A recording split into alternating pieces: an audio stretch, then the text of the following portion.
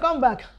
The questions have been asked from the audience. We direct the question to our guest for his response.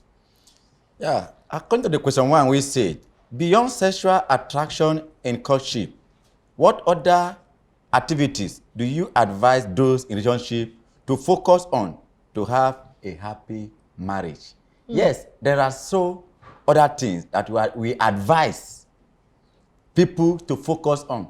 I need to let people know that during the courtship, many people, they major in minor.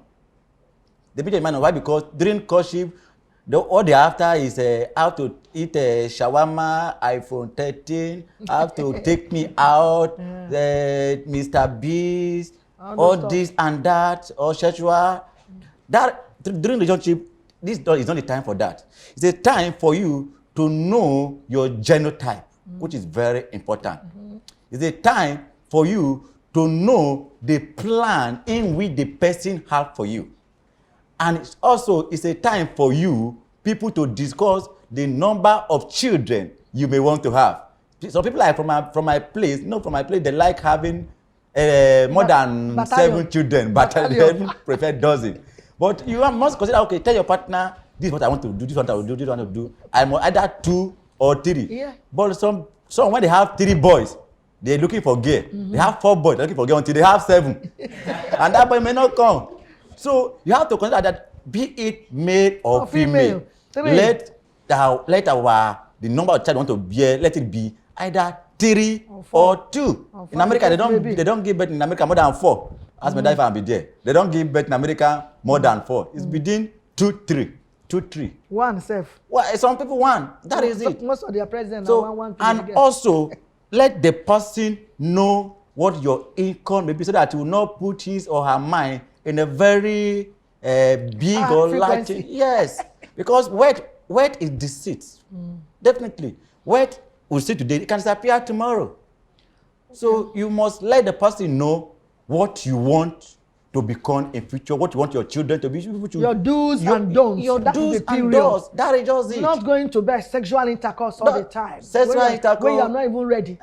And when child comes, you say, I'm not ready to father a child. And yet you don't want to keep yourself. That is bad. So that's not the time for caution. Ladies, what they want now is iPhone 13, shawarma, barbecue, whatever. Those things are mirage. Yes. This is what we call major in minor. And that comes why? Because it is a result of what we call misplacement of priority. Priority, yes. So in relationship, you must first of all have a good plan for both of you, so that you have a better future. Okay. If it's not in line, you need 10 children. Some people say 2 boys, 2 girls. What if 3 of them are boy or girl? God gives. Yes. Take it as it is. All right, second question. Parents matchmaking their children, whether it leads to failure in marriage. To some extent. Yes.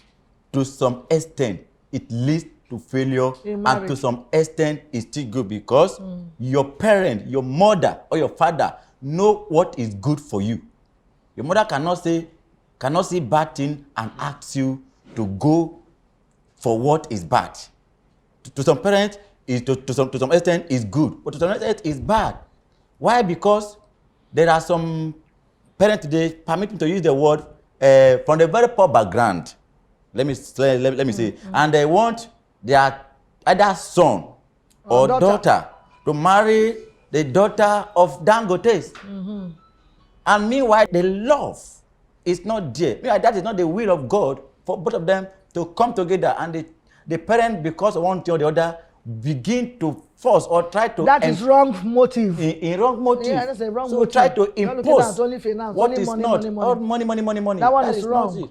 So, but when your parents has a good motive, look, they have made such that the family you're going into has so and so issue, the family they're not progressive, you need to listen. Exactly. Because if you don't and jump in, I know what is good for me, and you want to be there. And whenever you enter, peradventure you succeeded in marriage, and you see those things now, you see come back to your parents, you see, I should have listened to you.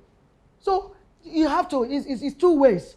If any parent is asking any child to marry for just what he will gain, that's a wrong motive. I'm saying it loud and clear. Wrong motive. because I want to wipe away the poverty in my family. So you to marry him or her. You don't care about the happiness of your daughter anymore, the happiness of your son. That is the wrong motive. But if on their own way they meet themselves, I don't believe in class. I don't say as a rich man marry a rich girl, as a poor man marry poor. Then the poor will continue poor all the time. But don't put your children into marriage because of the wrong reason. It may not last. It may not last. So parents, please take note of that. Yes, last question. The last question here is how to manage a spouse with the mindset of elaborated wedding above your income. Yeah, it's just this question is very beautiful. Many ladies today, they love comparison. I want my wedding to be like so person. I want my wedding to be above so person, not knowing that the person that you are compare your wedding to likely borrow money from Lapo or borrow money from any organization. But you, with what you have, budget. Now they normally say, cut your clothes according to your size. But now I change it in my own way. What I mean that cut your clothes according to your material. Because you may need a different you need the size. You may not have material that may be your size. But let the cloth be according to the material you have. Size. So if a lady wants an elaborated wedding and you don't have what it takes to please her, then if you want to go, so be it. Let her go. So let her go. Yes, because wedding is just a day. You feed people just for 2-3 hours. They've gone home. They leave you and your wife husband to settle that need to be settled. Let me use myself as an example. Yes, I know if I want to do my wedding in Sheraton, I have people that I call that can, do that. But looking at my incomes, I went to a particular place. Wedding was event was 350. I said, I can't pay for that. Yes. Better let me go for a lesser place. Yes. In my church here, we have a large compound. We have a very big church. It's a very big church. I did my wedding in the church, and that very compound, we rent canopies.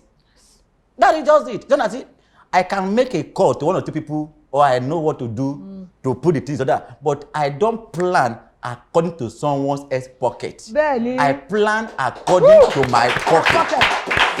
So you shouldn't plan your wedding because you have somebody that will help you. If the person failed you, begin to tag the person as a bad person. Meanwhile, you are the one that failed yourself. Why? Because your plan is already above your money. So plan according to what you have. If you don't want it, let it go to whosoever that will do what he wants for you, so that you live your peaceful home. After marriage, you're going to eat at home. Feed, other things comes on. Responsibility. Marrying is a responsibility. Yes, so it's a responsibility because you are the one that take care of the wife. To some extent, you take care of their family, depending on where they come from. So, if you spend all these things just for wedding for a day, how much are you going to spend when other people has gone home, when it become you and your wife? But at the same time, if you have what it takes, we are saying in the aspect that you don't have enough above your income. You don't have what it takes. Enjoy yourself, my dear. No wahala. Actually, it's actually once in a lifetime. Because this is the reason why some of these girls will say, "No, I must do it. Oh, it's once in a lifetime. Oh, I must do this." Oh, it's not that. Don't compare. Don't also stretch your husband so that you can see him after wedding. Someone after wedding die of hypertension because of don't know how to pay the loans you have pushed him to get. Is that better for you? So girls, be wise. If you have a man who has all it takes, no wahala. Me, it's a German woman, I be. You understand? But if you don't have, please bear with your spouse and grow up your marriage. You see that future will also be bright for you. Is that all the questions? So thank you, Reverend. Can you now give us your parting words? I would like to say that in whom to marry, you must have inner conviction. You must be convinced and not confused.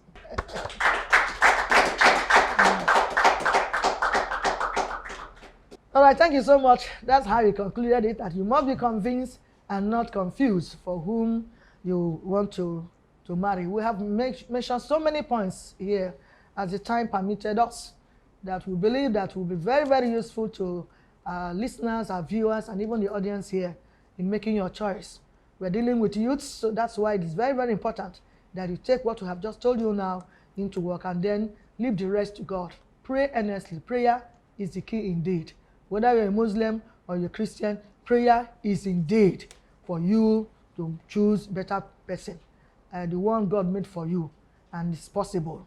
So having said this, I want to thank the production crew again for the job well done, and of course, the executive producer for giving us, this opportunity to also share our views to the audience and viewers out there. So thank you all of you for your time with us. We are really very grateful. And of course, our sponsors, we want to thank you. With the names and your advert have already been placed on the screen, so we thank you for helping us. Also, that's saying that the way is still open for more sponsorship and more support. Having said this, I want to invite comedian Falaye to sign out this program until I come your way again next week. Thanks for watching Vivid View. I am Ehilis. Vivid View. 6 and